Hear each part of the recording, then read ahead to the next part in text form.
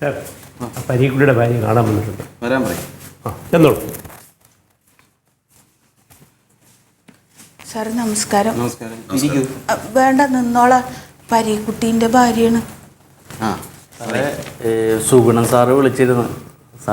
പുഷ്പയുടെ ഭർത്താവല്ലേ? അതെ അതെ അതെ, വിളിച്ചിരുന്നു. വിളിക്കാന്ന് പറഞ്ഞിരുന്നു സാറേ. 2018 സെപ്റ്റംബർ 30 സ്വന്തം ഭർത്താവിനെ കാണാനില്ല എന്ന് പറഞ്ഞ് നിങ്ങൾ എഴുതുന്ന പരാതിയല്ലേ ഇത്? ആണ്. ആളെവിടെ കിട്ടിയിട്ടുണ്ട്? അല്ല, ഇത് തന്ന് ഒരാഴ്ച കഴിഞ്ഞപ്പോഴേക്കും മൂപ്പര് വന്നായിരുന്നു. അങ്ങനെയാണെങ്കിൽ ആ വിവരം നിങ്ങൾ ഇവിടെ ഇൻഫോം ചെയ്തായിരുന്നോ? ഇല്ലല്ലോ. ഈ കേസ് ഇപ്പോഴും നിലനിൽക്കുന്നുണ്ട്. അയാൾ മിസ്സിങ്ങിലാണ്. അതെന്താ നിങ്ങൾ ചെയ്യാത്തേ? അതിപ്പോ വേണമെങ്കിൽ ഞാൻ എഴുതി തരാം, മൂപ്പര് വന്നെന്ന്. ഇയാളെ പിടിക്കുന്നതിന് മുമ്പായിരുന്നുവെങ്കിൽ അത് ഓക്കെ. ഇനി നിവർത്തിയില്ല. അവരൊന്നിച്ചിപ്പോ സുഖമായിട്ട് താമസിക്കാണ്, വേറെ പ്രശ്നങ്ങളൊന്നും ഇപ്പൊ ഇല്ല. പക്ഷേ എനിക്ക് വിടാൻ നിവർത്തിയില്ല. മാത്രല്ല സാറേ, അതിപ്പോ 1 കൊല്ലമൊക്കെ കഴിഞ്ഞല്ലോ എന്ന് പറഞ്ഞാൽ പറ്റുമോ? അയാളിപ്പോ മിസ്സിങ്ങിലാണ്. ഈ പരാതി നിലനിൽക്കുന്നിടത്തോളം കാലം അയാൾ മിസ്സിങ്ങിലാണ്. സാറേ ഇനിയിപ്പോ എന്താ ചെയ്യാൻ നോക്കണം? നമുക്ക് ആളെ വിട്ട് കിട്ടണം. ആളെ ഇനി കോടതിയിൽ ഹാജരാക്കി മജിസ്ട്രേറ്റിന്റെ ഓർഡർ വാങ്ങണം. മൂപ്പര് എന്റെ കൂടെ വിട്. സാറ് പറയുമ്പോ എപ്പോഴാച്ച ഞാൻ കോടതിയിൽ കൊണ്ടുവരാം. അതൊന്നും പറ്റില്ല. മജിസ്ട്രേറ്റിന്റെ ഉത്തരവില്ലാതെ അയാളെ നിങ്ങളുടെ കൂടെ വിടാൻ എനിക്ക് കഴിയില്ല. നാളെ തന്നെ അദ്ദേഹത്തിനെ കോടതിയിൽ ഹാജരാക്കാം.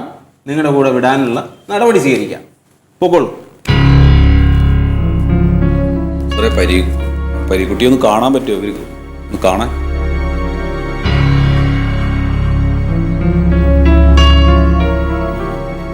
പരീക്കുട്ടി, പരീക്കുട്ടി.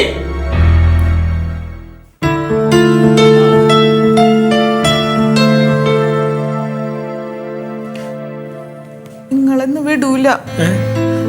നാളെ കോടതിയിൽ കൊണ്ടുപോണെന്ന്. ഞാൻ നാളെ രാവിലെ കോടതിയിലേക്ക് വരാം. പൊക്കോ പൊക്കോ, വാസുട്ടിയൊക്കെ ഉണ്ടല്ലോ.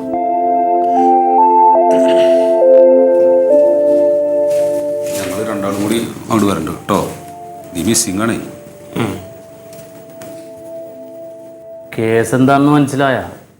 അന്ന് വിക്ക് മാറാൻ വേണ്ടിയിട്ട് ആരോടും പറയാതെ ഏർവാടിക്ക് പോയില്ലേ? അപ്പൊ ഇവിടെ റസിയ പരാതി കൊടുത്തിട്ടുണ്ടായി കാണാനില്ല എന്നും പറഞ്ഞ്. സാരമില്ല, 2 ദിവസം അവളുടെ ശല്യമില്ലാതെ ഇവിടെ സമാധാനമായിട്ട് ഇരുന്നൂടെ? ഞങ്ങളൊക്കെ ഉണ്ട് കേട്ടാ.